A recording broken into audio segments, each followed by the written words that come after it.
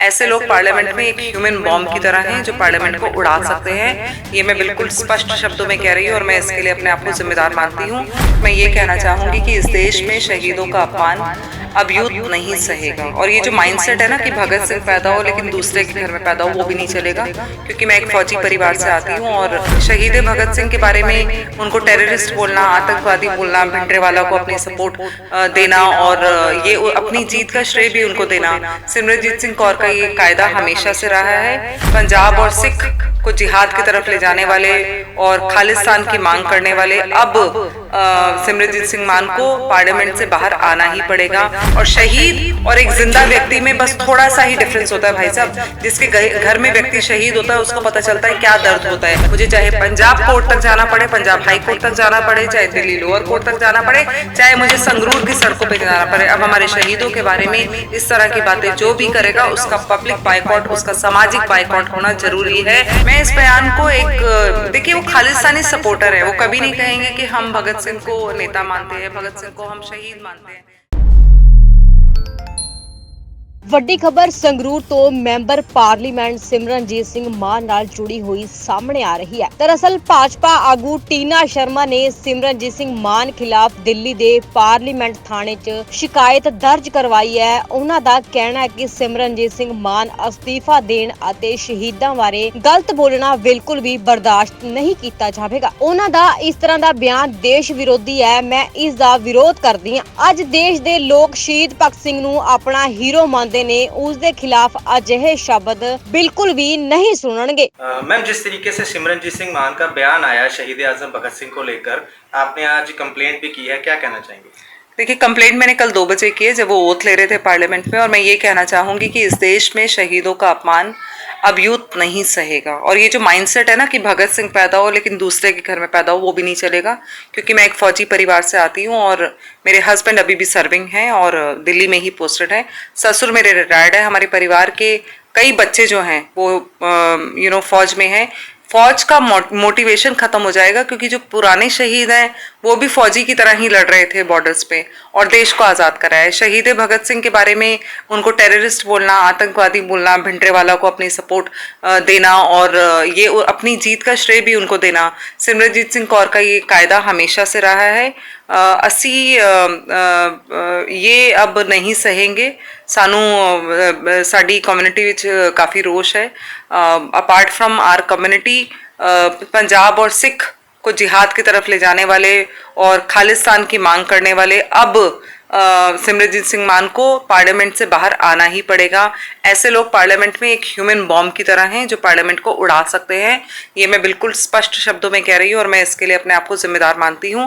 एक media interaction में और समय समय पे संवैधानिक पदों पे रहे हैं, IPS रहे हैं, समय समय पे एक आदमी जो बार बार खालिस्तान की मांग करता रहा, भिंडरेवाले को अपनी, अभी उन्होंने बाई इलेक्शन सांसद का जीता है संगरूर से, उसका इतना गुरूर, इतना घमंड, संसदीय पद पे रहते हुए ये कहना कि आतंकवादी था या नहीं, ये बताइए। भगत सिंह के बारे में, जिसके बारे में हम बचपन से किताबें पढ़ते आ रहे हैं, मैं PhD की स्टूडेंट हूँ। मुझे लगता है कि जो लोग राजनीति में सिर्फ राजनीति के लिए नहीं आए हैं और चिंतन करते हैं, उनको जरूर सोचना चाहिए कि भगत सिंह आतंकवादी था या फिर वो हमारा आइडल है।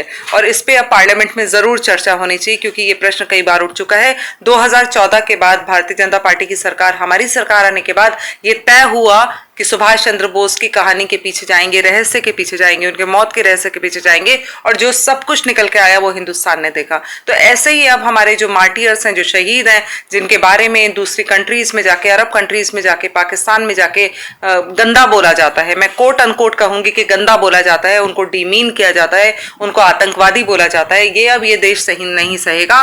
और भगत सिंह किसी और के घर में पैदा हो ऐसा मेरी जैसी औरत नहीं कहेगी जो फौजी परिवार से आती है। और शहीद और एक जिंदा व्यक्ति में बस थोड़ा सा ही डिफरेंस होता है भाई साहब। जिसके घर में व्यक्ति शहीद होता है उसको पता चलता है क्या दर्द होता है। मेरे पति आज जिंदा है, भगवान ना करे उनको कुछ हो। जब ऐसा कुछ होता है किसी परिवार में, उस परिवार को ही पता होता है। और ये लोग इतनी आसानी से संसदीय पदों पे बैठ के इस तरह के आतंकवादी होने की बातें करते हैं, पार्लियामेंट में ओथ ले रहे हैं, खालिस्तान को सपोर्ट करते हैं। बार बार सेंट्रल गवर्नमेंट ने इन्हें कहा, मोदी सरकार ने कहा कि आप खालिस्तान की चर्चा नहीं कीजिए, खालिस्तान के बारे में आप आपका इस तरह का बोलना बिल्कुल देश की डेमोक्रेसी की अवमानना है, लेकिन ये नहीं माने। और जो इनका बाई इलेक्शन हुआ उसके बारे में भी ये कहते हैं कि मैं भिंडरेवाला को इसका श्रेय देता हूँ मेरी जीतने का।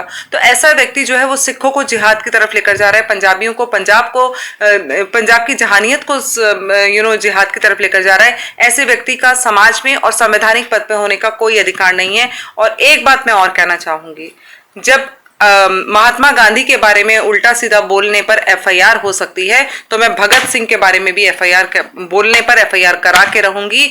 मेरे पास बहुत रास्ते हैं। मैं पहले संवैधानिक तरीके से जाऊंगी, मैं पुलिस का वेट करूंगी, पुलिस एफआईआर दर्ज करने में पूरी सपोर्ट करेगी। मेरी ऐसी बातचीत भी चल रही है और उनका एक्शन भी मुझे फास्ट लग रहा है। फिर भी एक प्रश्न अगर आता है कि नहीं हुआ, तो मुझे सारे रास्ते पता है। 168 में मैं एफआईआर कराऊंगी, मुझे चाहे पंजाब कोर्ट तक जाना पड़े, पंजाब हाई कोर्ट तक जाना पड़े, चाहे दिल्ली लोअर कोर्ट तक जाना पड़े, चाहे मुझे संगरूर की सड़कों पे जाना पड़े। अब हमारे शहीदों के बारे में इस तरह की बातें जो भी करेगा उसका पब्लिक बाइकआउट, उसका सामाजिक बाइकआउट होना जरूरी है। एंड मैं अपने आप को पंजाबियत तक रेस्ट्रिक्ट नहीं करती हूँ। मैं एक हिंदुस्तानी हूँ, फौजी परिवार की हूँ। मुझे लगता है कि अब ये हिंदुस्तान जाग गया है। सोशल मीडिया पे, ट्विटर पे जिस तरह का रिस्पांस मुझे है, जिस तरह से मीडिया का रिस्पांस है, मुझे लगता है ये मुद्दा अपने आप में एक इसमें एक सॉलिड तथ्य है जिसको सब एक्सपोज करना चाहते हैं। और सब चाहते हैं अब अक्रॉस पार्टी लाइन माफी मांगने से काम नहीं चलेगा।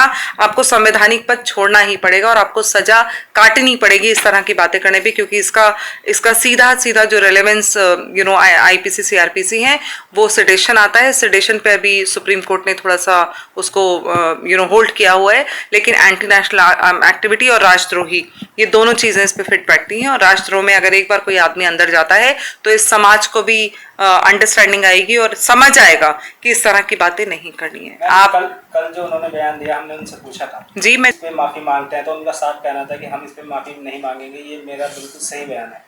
बिल्कुल, वो बिल्कुल को किस तरह देखती हैं? मैं इस बयान को देखिए, वो खालिस्तानी सपोर्टर है। वो कभी नहीं कहेंगे कि हम भगत सिंह को नेता मानते हैं, भगत सिंह को हम शहीद मानते हैं। लेकिन एक यंगेस्ट शहीद जिसने पुलिस को खुद सही सरेंडर किया है, हमने एनसीईआरटी की बुक में पढ़ा है भाई, वो शहीद है। हमने तो पुराने, और आज भी भगत सिंह की फोटो कितने कितने संवैधानिक कार्यालयों में लगी हुई हैं। आप देखिए ना, मैंने तो देखी है। अगर गांधी की फोटो लगी है तो भगत सिंह की भी लगी है, सुभाष चंद्र बोस की भी लगी है। अगर वो आतंकवादी है तो फिर पार्लियामेंट में डिबेट कीजिए, इसको प्रश्न लाइए, इस पर डिबेट कीजिए। और कल पार्लियामेंट में उन्होंने सभी जर्नलिस्ट को उनके लोगों ने घेर लिया और उस पर सही सीधा जवाब नहीं दिया। वो कन्नी काट गई है, मुझे पता है, क्योंकि वो गिल्टी हैं। जो आदमी झूठ बोलता है, गलत बोलता है, बरगलाता है, वो कभी कॉन्फिडेंट नहीं हो सकता। लेकिन उनको राजनीतिक तौर पे डिस्कार्ड होना होगा, और प्लस उनको हम जैसे लोगों को घेरना चाहिए। और हमें अपनी जान की परवाह किए बगैर अब शहीद भगत सिंह की जो उनकी मृत्यु है, जो उनकी शहीदी है, उसको गौरवान्वित करना है। मुझे लगता है कि शहीद भगत सिंह का मुद्दा अगर ऐसे चला गया तो कल को हमारे परिवार के लोगों का भी कोई सम्मान नहीं करेगा। और मैं एक हिंदुस्तानी हूं, मुझे लगता है कि महिलाओं का बोलना बहुत जरूरी है। आप बोलकर ऐसे कन्नी नहीं काट सकते, आपको हमें पकड़ना ही पड़ेगा। अगर हम आपको नहीं पकड़ेंगे तो कोई भी कुछ भी वो मुंह खोल के बोल देगा और कहेगा अगर मैंने किसी के सेंटीमेंट हर्ट किए हैं तो मुझे माफ कर दीजिए। अब ये नहीं चलेगा, हिंदुस्तान में माफ कीजिए। और अब आप मुझे कई लोगों ने कहा कि वो अगर आपसे माफी मांग ले, तो मैंने कहा मुझसे क्या माफी मांगेंगे? वो पहले पार्लियामेंट छोड़े, अपना संवैधानिक पद छोड़े, और वो देश से माफी मांगे प्रेस कॉन्फ्रेंस करके। जिस रोल मॉडल मानती है भगत सिंह को, उनके द्वारा कोई एक्शन ना लेना, तो इसको बिल्कुल मैं तो कह रही हूँ। देखो, राघव चड्ढा का एक ट्वीट आया 4 दिन पहले, चन्नी जी का एक ट्वीट आया 4 दिन पहले। अब तक चाहते तो वो तो कहते थे ना दिल्ली में कि हमें पुलिस दे दो, हम क्या से क्या कर देंगे। पुलिस देने के बाद भी कुछ किया नहीं, क्योंकि वो भी खालिस्तानी सपोर्टर है भाई साहब। पंजाब में जिस तरह का अनरेस्ट फैलाने की कोशिश की गई पंजाब चुनाव में, वो हम सब जानते हैं। ऐसा कोई नहीं है जो नहीं जानता है। वो भी वही सपोर्टर है, बस वो दिखाने के लिए 2 ट्वीट कर दिए हैं। अगर हिम्मत है तो इस पे एक्शन कीजिए, नहीं तो हम एक्शन कराएंगे। को तक जाऊंगी मैं, इनको ऐसे नहीं छोड़ूंगी, चाहे मुझे दिल्ली छोड़ के संगरूर बैठना पड़े। देखिए, उन पे एक्शन हो, इसका भी एक मैसेज जाएगा। और वहां के पंजाबियों को, सिखों को ये समझाना कि आपके साथ गलत हो रहा है, आपको जिहाद की तरफ ले जाया जा रहा है, ये भी जरूरी है। और ये जरूरी नहीं है कि सब लोग मीडिया देखते हो, सब लोग सोशल मीडिया देखते हो। जिस तबके को ये टारगेट कर रहे हैं, वो तबका कहीं ना कहीं अपने आप को इनके इन्फ्लुएंस से छुड़ा नहीं पा रहे हैं। मुझे ऐसा लगता है कि जिस तरह के ओवैसी भाषण देते हैं, जिस तरह के ये भाषण देते हैं और निकल जाते हैं, बोल के साफ निकल जाते हैं। और उसके बाद जब आपने पार्लियामेंट में कल आप लोगों ने पूछा, मुझे पता चला, मुझे कई जर्नलिस्टों ने बताया, जिन्होंने मेरे से मिले, जिन्होंने इंटरव्यू किया, फोन पे बात की, उन्होंने बताया कि जब उनसे हमने बात की तो उनके लोगों ने हमें घेर लिया और उन्होंने उस पर मतलब बिल्कुल ऐसे हाथ करके निकल गए और उन्होंने कोई जवाब नहीं दिया। और कल संविधान की शपथ लेते हुए वो कह रहे हैं कि मैं संविधान का पालन करूंगा। तो एक सांसद इलेक्टेड जो जनता से जीत के आया है, इसका मतलब कहीं ना कहीं जनता को बहकावे में ला रहा है और उसको भी सीधा करना बहुत जरूरी है इस देश में। एक आखिरी सवाल हो रहा है, उनके नाना जी जो अरूण सिंह थे, जी उन्होंने बिल्कुल जनरल डायर को सम्मान किया था, बिल्कुल उन्होंने कहा कि अगर ऐसा मेरे नाना जी ना करते तो दरबार साहब पे अटैक हो सकता था, वो हमने बचाया ऐसा करके। नहीं जी, ऐसा नहीं है, ये गलत बात है। और मैं हिस्ट्री की स्टूडेंट रही हूँ। मैं इसलिए भी थोड़ी सी दुखी हूँ कि इस तरह की बातें करके देश को बरगलाना। अगर आप हिस्ट्री की बुक्स में जाएं और जनरल डायर के बारे में पढ़ें तो आपको पता चलेगा किस तरह के इनके संबंध थे, किस तरह से इन्होंने पागल बनाया। और अब तो हिंदुस्तान में देखिए, जब से 2014 से भाजपा की सरकार आई है, सब कुछ खुल रहा है किससे क्या किया। अब कुछ छुपेगा नहीं, अब कुछ छुपेगा नहीं। लेकिन हम चाहते हैं कि अब शहीद भगत सिंह पे इस देश में डिबेट हो। मुझे तो आप में भी शहीद भगत सिंह दिखता है, मुझे तो इनमें भी दिखता है। तो ये जो पगड़ी का सम्मान होना चाहिए और इन्होंने नहीं किया है, ये बड़ा गलत मुझे लगता है जी। और मेरे को मैं बहुत सेंटिमेंटली बहुत हर्ट हूँ इस बात को लेकर। मुझे लगता है कि ये जो एक शब्द इजाद कर रखा है ना, एक जो एक स्टेटमेंट है कि भगत सिंह तो पैदा हो जी, लेकिन ਤੁਹਾਡੇ घर पैदा हो, मेरे घर कोई जरूरत नहीं है। क्योंकि मैं अपनी खुशहाल 2 बच्चे, एक पति, एक घर, एक गाड़ी, इसमें जीना चाहती हूँ। अब इस देश का यूथ जो है पॉलिटिकल लोगों से लड़ेगा और इनको अब सही पॉलिटिक्स करना सिखाएगा। अगर आप गलत काम करेंगे, गलत बोलेंगे, गलत बयानबाजी करेंगे तो आपकी जगह जो है वो तिहाड़ जेल के पीछे, किसी भी जेल के पीछे, आपकी तिहाड़ के पीछे जो है। और आप बहुत गलत कर रहे हैं, समाज को बरगला रहे हैं। तो मुझे ऐसा लगता है कि आपकी जगह तो बिल्कुल जेल के पीछे ही है। तभी इस देश के इस तरह के गंदे लोगों को सबक मिलेगा कि मुंह से शब्द जब बोलने हैं, और वो भी डेमोक्रेटिक पदों पे रह के जब बोलने हैं, तो सोच समझ के बोलने हैं। ये देश अब ये सब नहीं सहेगा।